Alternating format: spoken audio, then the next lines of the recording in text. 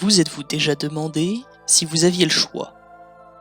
Généralement, cette question se pose lorsque nous sommes pris de remords, à la suite d'une décision difficile que nous avons eu à prendre.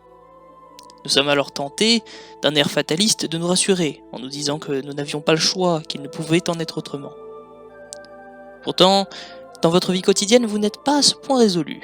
Repensez à tous ces choix que vous avez déjà faits, pour vos courses, vos vêtements, vos études, votre logement, votre ami, votre partenaire, et tant d'autres. Du choix le plus anodin au choix le plus crucial, vous avez toujours choisi, c'est-à-dire sélectionné une option plutôt qu'une autre. Mais ces choix étaient-ils vraiment le fruit de votre volonté? Décision libre ou enchaînement de causes logiques, force supérieure ou pur hasard, aujourd'hui, vous l'aurez compris, on flirte avec le destin. Juste avant que la vidéo ne commence, si c'est la première fois que vous m'entendez, enchanté, je suis Plumanocté. Je vous invite à prendre place dans les abonnements et à rétribuer cette vidéo d'un j'aime si le contenu que je vous propose vous plaît. Je vous remercie, sur ce, bonne vidéo. Permettez-moi de commencer par le postulat élémentaire lorsque l'on parle de choix, celui de la décision libre. Nous choisissons parce que nous le voulons. Le choix découlerait donc d'une réflexion personnelle, plus ou moins longue, et s'appliquerait à travers notre volonté.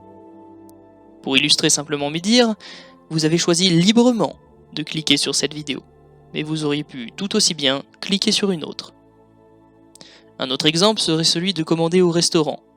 Vous choisissez un plat parmi d'autres, et encore une fois, vous le faites librement. De ce point de vue, vous avez donc ce que l'on nomme un libre arbitre. Le fait de pouvoir agir, penser et vous déterminer librement. Mais se pose alors la question suivante. Étiez-vous vraiment libre lors de ces choix?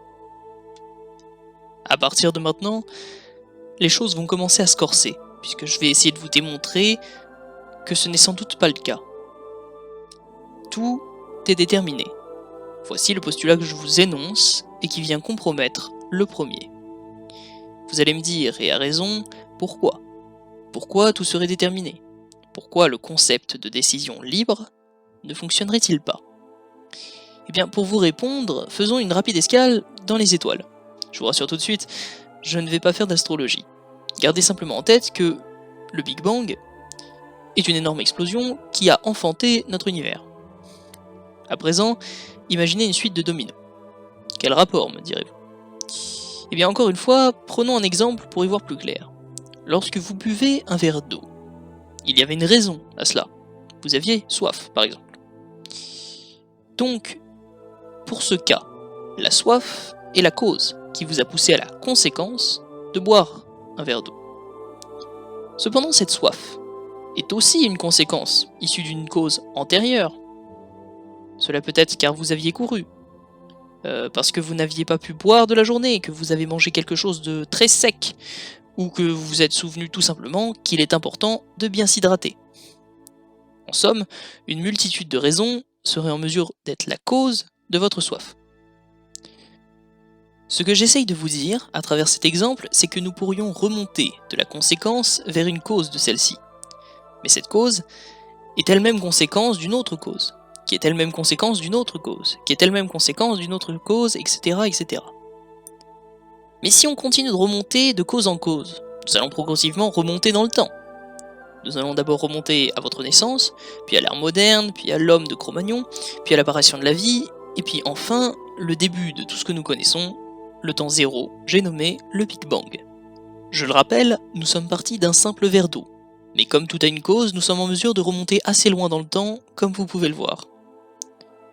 Vous pourriez alors me dire que si là tout de suite, vous faisiez quelque chose de totalement incohérent, comme jeter votre verre d'eau par la fenêtre, cela n'aurait aucun sens, et aucune cause ne vous aurait poussé à le faire.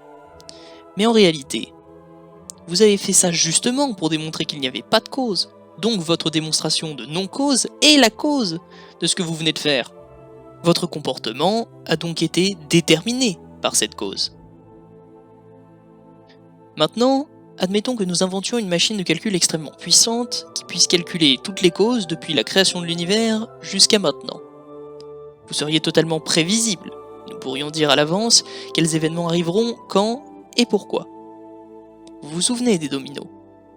Eh bien, vous faites partie d'une rangée de ceux-ci. Vous n'échapperez pas à votre chaîne de causalité, quoi que vous fassiez, puisque tout est déterminé. le fait que tout soit déterminé peut être appréhendé de deux manières possibles. Dans un cas, cette chaîne de causalité est due aux lois de la nature, c'est ce que l'on nomme le déterminisme. Et dans l'autre cas, cette chaîne de causalité est due à une ou des forces supérieures qui auraient voulu cette chaîne de causalité et qui se serait elle-même engendrée à la fois cause et conséquence d'elle-même. C'est ce que l'on nomme le finalisme. Mais cette idée, le fait que tout soit déterminé, pose un problème pour nos sociétés. En effet, en admettant que tout soit déterminé, on admet d'une même part que notre libre arbitre n'existe plus, tout comme le fait de faire des choix, et donc de choisir. Le choix, tout comme le libre arbitre, est donc une illusion. Pourtant, nos sociétés sont basées sur le choix et le libre arbitre. Par exemple, pensez aux élections. Mais alors, comment faire puisque sans libre arbitre, le monde plongerait dans le chaos le plus total? En effet, prenez l'exemple d'un cambrioleur. Il pourrait tout à fait dire qu'il fait ce qu'il fait car il est déterminé. Il n'est donc pas à blâmer ni à punir pour ses actes.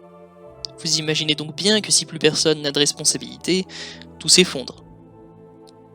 Cependant, vous rappelez-vous qu'il nous faudrait une super machine pour calculer toutes les causes et conséquences en ce monde. Eh bien, cette machine, nous ne l'avons pas, et nous ne l'aurons sans doute jamais. Nous ne pourrons donc jamais prédire l'avenir. C'est comme si nous étions un livre qui est en train d'être lu. Nous nous souvenons des pages précédentes, les causes originelles, mais il est impossible de connaître les pages qui vont suivre. Le fait que tout soit déterminé, c'est le fait que le livre soit déjà écrit, et notre vie correspond à une phrase au sein de celui-ci. Nous ne savons donc pas ce qu'il va nous arriver, même si techniquement c'est déjà écrit. En soi, nous avons une liberté illusoire de choisir, mais le fait que cette illusion ne puisse être brisée permet à nos sociétés d'accepter la notion de choix et de libre arbitre. Nous pouvons ainsi conclure que certes, nous sommes déterminés, que notre vie est en quelque sorte déjà écrite, mais de la même manière qu'un livre, la suite de notre histoire est à découvrir. C'était Plumanocté, je vous remercie. Je tiens à remercier tous ceux qui sont arrivés jusqu'ici. Vous savez quoi faire si la vidéo vous a plu, et n'hésitez pas à écrire en commentaire ce que vous en avez pensé, vos points d'accord, de désaccord, je prends plaisir à les lire. C'était Plumanocté, je vous dis à bientôt dans une prochaine vidéo.